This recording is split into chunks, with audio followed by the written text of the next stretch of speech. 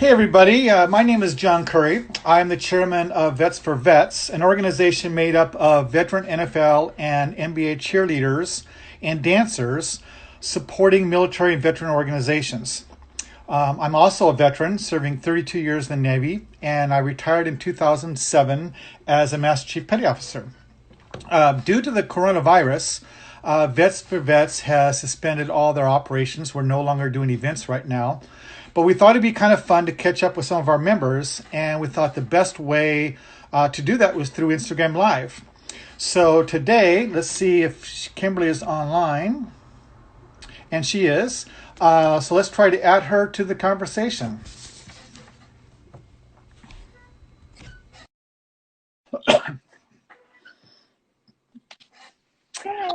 Hello, Kimberly. How are you? Let's adjust my camera here. I know. That's it. There we go. Hey, John. Hey, it looks like it's nice sunny weather over there. Oh, it's gorgeous. This is my new afternoon routine on sunny days. I sit out here. Nice. Hey, before we get too far into the interview, tell us what professional sports team you perform for and how long did you dance for that team? I danced for the Portland Trailblazers for 2 years. I danced in 2002, 03, 202, 03, and 03, 04. Nice. And what was, and that was, did they make the playoffs that year? They made the playoffs that first year. Mm-hmm. Yes, the first year that I danced. And it was, I believe it was either the first time in a while or it was the end of the streak. Now I'm getting confused. Yeah. That might have been the end of a streak because I think my second year on the team was the first time in a while that we didn't make the playoffs. Yeah, it's kind of crazy that because of the virus, they even canceled the season this year. So hopefully they figure Ugh, out some way to make up for it.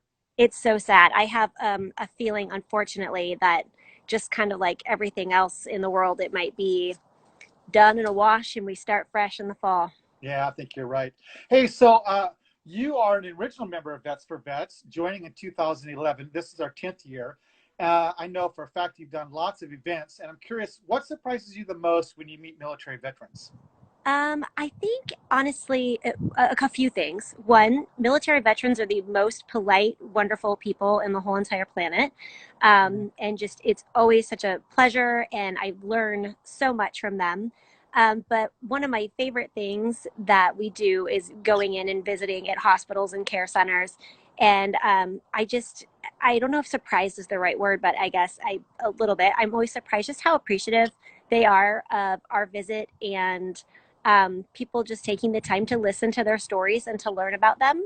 Yeah. Um, and it's surprising because, I feel like we're getting equal amounts of joy from it. I really enjoy hearing their stories and getting to know them.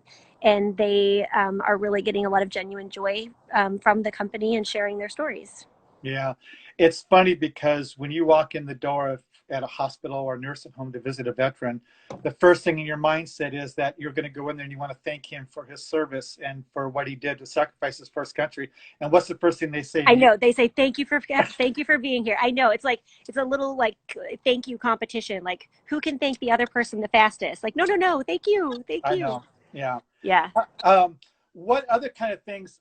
I guess what I'm leaning at, like what about like active duty military? What's the one kind of thing that surprises you? Like when you meet a soldier or a sailor that's active duty, that's, currently in the military, hmm what's one of the things that kind of surprises you as far as they're concerned?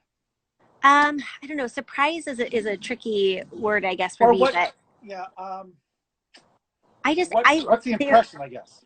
yeah, they're always so again so kind, so courteous, and so willing to like educate us. I obviously have no military background myself, so I genuinely have a lot of questions when we have been to some different bases, and they're very, very willing to answer all of our questions and to just educate us and share with us about their roles and all their gear and equipment and what it is that they do differently this base versus that base. And I feel sometimes like I walk out of there and my brain is overflowing with information. It's just a completely different language, right? It's a kind of a whole world that the non-military folk don't know about.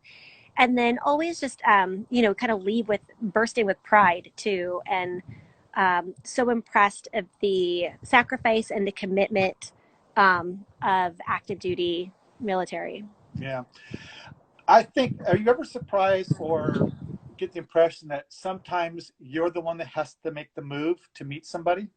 Yes, how shy everybody is. Yes. Yeah. That's what Like, I was getting at. yeah, no, that's so funny, John, because I was thinking as soon as you started to go there, I'm like, oh, I can think of a great example. When we were visiting, was it out in the Dalles Yes. that we were having Yeah. lunch, and Yes. everybody is so shy and quiet. We're like, no, no, no, like really, I really want to learn about you. Like, tell me about your family and tell me. Yes, that's funny. I hadn't thought about that. Yeah, that's always the thing that surprises me, and I know that going into it, and that's Hmm. why sometimes when I'm there with the events, I'll tell the members, hey, you're going to have to be the aggressive one here. Yeah, it's If you're true. not aggressive, you're not going to talk to anybody Yeah. because they're very respectful of you and your space and the boundaries. That you're going to have to be the one that initiates conversations or photos, and a lot of times they're kind of taken aback by how nice you are. Yeah, You know, like wow. I think there is like a, like maybe a stigma going both ways. I think there is Mhm. something that, you people maybe assume that you go in and you're going to meet these really like, macho buff kind of people with it, like this attitude, and they are so kind and so sweet and so considerate. And I think sometimes they think that we are going to be really standoffish and we're like, hey, sit down, tell me your life story. And I think that surprise kind of goes both ways too. Yeah, that's very true. It's always interesting to see that those dynamics in play when we do events like that. Yeah. Yeah. Okay, so we know that you're Vets for Vets. We know that you were an NBA dancer for a couple of years. Outside of doing performances and doing activities for Vets, what kind of things do you do on the outside? What is like your career and all that kind of stuff? Well, my number one job is I'm a mom. I've Hmm. got two kiddos that are 9 and 11. Hmm. So when the world is normal, That's pretty full time. yeah, that's pretty full time. John knows I Yeah. am driving back and forth to dance or to baseball or to swim or piano or Girl Scouts or something. But I am also a first grade teacher, Mm. and those two things that's about 25 hours out of a day right there. I was going to say that's more than 24 hours a day for Yeah, sure. yeah, at Okay, least. well, being a teacher, so we know here in Oregon that well, all the schools are closed down. And now that we're in our second month of staying home and social distancing, how has the coronavirus altered your day-to-day life? Yeah, it's kind of crazy. So the first 2 weeks, I think, before we realized that we were in this for the long haul, I think everybody had a little bit of a like, oh, a longer spring break, like that's not so bad. Right. And then I think as we all kind of realized that we were going to be in this for a while, as Oregon closed schools for the school year, we've been forced to come up with new plans, and as a teacher, it's been really interesting. We keep using this. It's like, one of those like, oh gosh, not this, phrase again, but we are, building the boat while we sail it. Hmm. Nobody has ever trained and prepared for turning a public school into a remote learning situation. So, my days right now are a lot of balancing, trying to help my kids who are doing their remote schooling, who luckily are third and fifth grade and super duper independent and not little ones because I can't imagine. And then I spend a lot of time in what I call the office closet in my house. It's a small, tiny space, but it is quiet, and I can go up there and I do a lot of recording my lessons so that I can put them out to my students and they can watch them and learn from them whenever it works for them. Hmm. Because the school that I teach at is not one that has a device in every family and two adults home. I That's just, challenging. yeah, and it's super challenging. And I keep trying to remind myself because I've been, just like everybody, we've been getting frustrated with various elements of being trapped inside with the whole COVID situation. But what it looks like in my family is really the best case scenario, Yeah. right? Like my husband is working from home. I am working from home. My two kids are schooling from home. We are all healthy. We are still fortunate enough to have our jobs. We have space where I can go to an office closet and be, alone to do my recording and my work. And for the most part, my kids get it and don't interrupt me in the middle for the most part. Yeah. Um, but with I know a lot of people, it looks really different. In a lot of the families of my students, it looks really different. And so trying to find out figure out how to still connect with them as students, how to connect with those families, how to provide support, and hopefully figure out a way to do a little bit of teaching along the way to kids and families who this is affecting a lot more. So Yeah. tricky. So your response brought up the question to me, because normally, okay, so you have three jobs that you're talking about. You're a mother, you're a teacher, you're a wife. Yep. And normally those things are all separated. You're a mom in the morning, you become a teacher, and then you become a mom and then a wife. These are all together at one time. So Yeah. like you're teaching, your kids are home, so you still got to be a mom, and your husband's home, so you still got to be the wife. So it's like, Yeah. instead of having, you can delegate time frames, like time Yeah. management, it's all together all the time. There's And that's none gotta of be that. crazy. Yeah, and I feel like this week is the first week that I've been able to say, okay, I've got a little enough of a routine going with the remote learning thing that I can say, okay, here are my hours that I'm going to work today. And it's really hard because when we're all working from home, the entire world kind of feels like, oh, you're home, you're working from home. I can contact you and you can work anytime I need you to. Who's done that, Kim? I don't know, John. That's so weird. Oh But yeah. I know. Oh yeah, but that's been really hard, is finding those boundaries, just for my own personal mental thing, and to get that out with my families that I'm working with, through school, and my kids. The rule kind of is right now, if mommy is in the office closet talking to herself, don't come in. Yep. Yeah. If you don't hear my voice, then come on in and ask me whatever question you need. But if the door is closed and you hear me talking to myself, Means don't time out. interrupt. Yeah. Yeah. Yeah. Yeah. Uh, do the children understand what's going on? My kids totally do. I think they are just old enough that they can understand it without being too scared, Yeah. which I think has been tricky. I know from some of my students even, because they're just enough younger that I think it's a little harder for them to understand it without being scared. Um, Right. I've been super proud and impressed with my kids. They have not argued over, nope, we're not having play dates, and we can do this, we can't do that. They totally get it. I think we do watch the news at night, which when my kids were younger I didn't do, but now Right. they're just old enough that I'm like, nope, here, this is, you need to understand. And I think it's helped. My daughter's a fifth grader, so there's a lot of milestone things that she's missing this year, moving from elementary school to middle school. And she has been bummed, but not devastated. And I think that's because she understands, hey, it's not your school, it's not your town, it's not even your state. Like, the world closed down, sweetie. And Yes. and she's totally, really, really understanding that, and it hasn't been a big issue for us. So Yeah. yeah. Are you going to tell her that Girl Scout cookies might not happen next year? I'm gonna, only if mommy doesn't want to be the cookie mom again. Then Yeah. you should throw it. To be honest, April 1st is past. It would have been a good joke. Yeah. Well, hey, we do have a couple questions for social media here. Question one from Steve on Facebook. What are some of your favorite memories as an NBA dancer? That's so easy because I could probably talk for like 8 years, but I won't.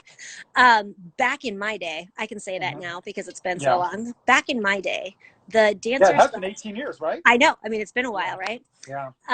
The dancers used to get to sit literally on the court, which they don't anymore. They stand in the tunnels. And there are pros and Big cons to that. difference. Yeah, huge difference, Huge. Right. huge. And there are pros and cons to that.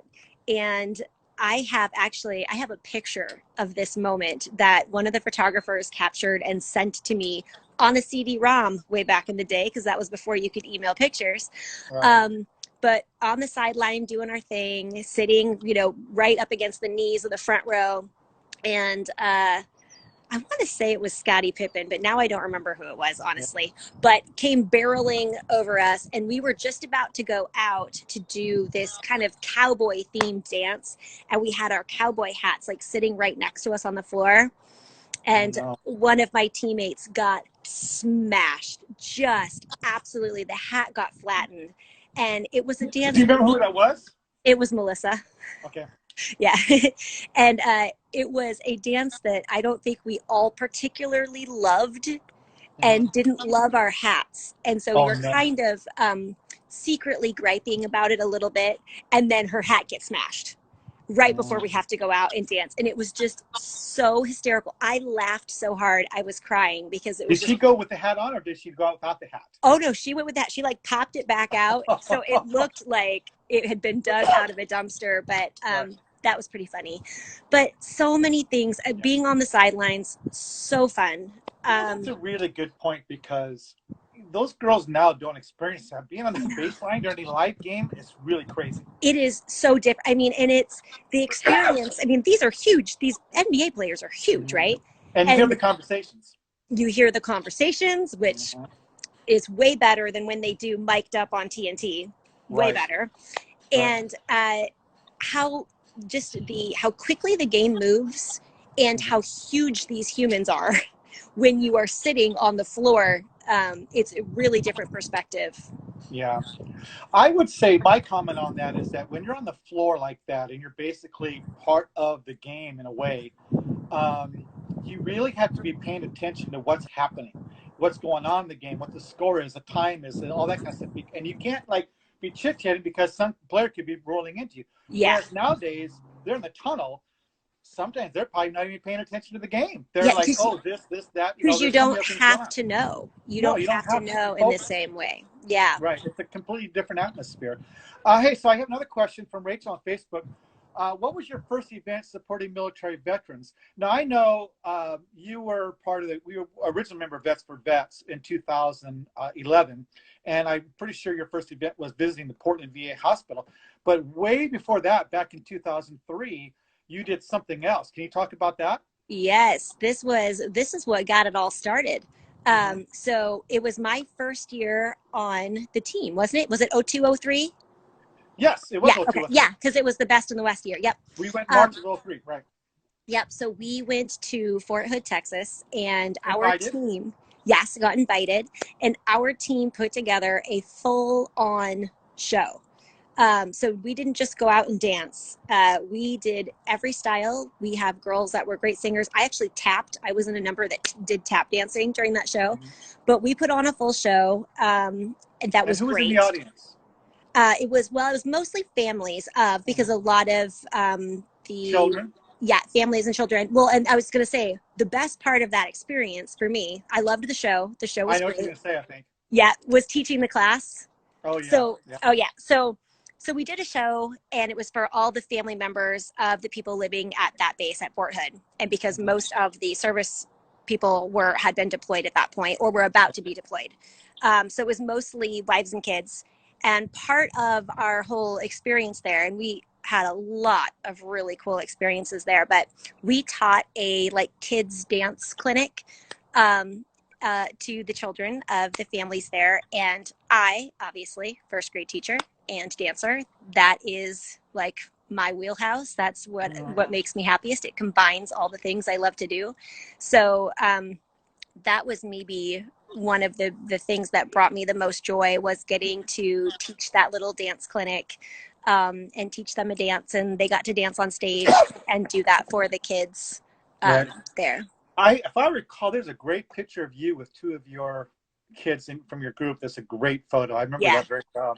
Yep. I was there because I was there to document the trip, and you're right. That's kind of what the backbone of Vets for Vets was that trip there. But I do remember there was one emotional moment that I'm thinking of that was kind of a tearjerker for Ione.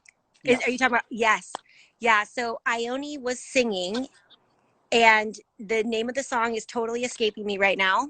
Mariah Carey. Yep. You're a hero or hero. Yeah, hero. Yeah, it was a hero. Yeah. And this was actually, speaking of me tap dancing, that was right before the dance that we tapped in. Oh, I didn't know that. I remember this because I remember standing off stage going, well, this is an awkward transition, because I literally stood out on stage, came out and wiped tears from my face. So Ione is singing beautifully, Hero, and a little girl, an adorable, sweet little girl in the audience, walks up the stairs, walks on stage, and hands her a flower while she was singing. I thought it was a flag. Oh, a flag. You're right. It was a little American flag. Little American flag. Yeah. And not a dry eye in the house, including all the people backstage who are about to have to go on after that. Yeah. Yeah, that was a crazy moment, and and it's on video someplace. I should actually try to bring that up there. But I remember what a great trip that was, and how grateful the troops were. And when we got back, that was, I think it was the coach, Dee Dee, at the time.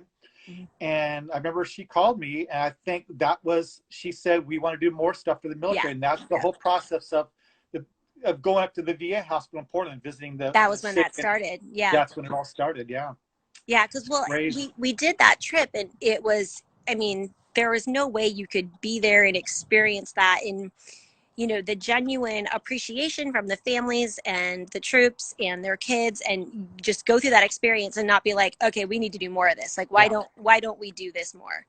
yeah. So it was perfect, John, that you were the one that was there. Yeah, isn't that kind of ironic? It was that you were Yeah, the one there documenting, and then you kind of became our, liaison for all of the VA hospital visits and all those things. And then Vets for Vets was born many years later, yep. because all of us old retired people from dancing were like, Want to get content? yeah, we're like, yeah, why can't we still do that? That feels Yeah. like, I don't want to high kick myself in the face, but I do want to go visit and appreciate and Yeah, honor those. yeah. Yeah. And it's been a great run. And once this is all done, and we get past this thing, we'll start doing some more stuff like that. Well, thank you so much, Kim, for Yeah. participating in our very first live Instagram chat. Let's hope that our lives get back to normal sooner than later, and we can start going back to our real lives again. Yeah, I want to get my kiddos back in the classroom. That's all I want more than anything. Yeah. I can live without going out to eat. I can live without a lot of the little luxuries, but You do I change your want, perspective on things, don't you? yep, I want all the kids back in the classroom, where I know, especially like I said, the kids that I teach, I want them to be back to making sure that they have a safe place for 8 hours a day and 2 meals, and that's what I want. But it may There have you to wait go. till September. Well, thanks a lot, Kim, and you take care, and we'll talk to you soon. All right, bye. Bye.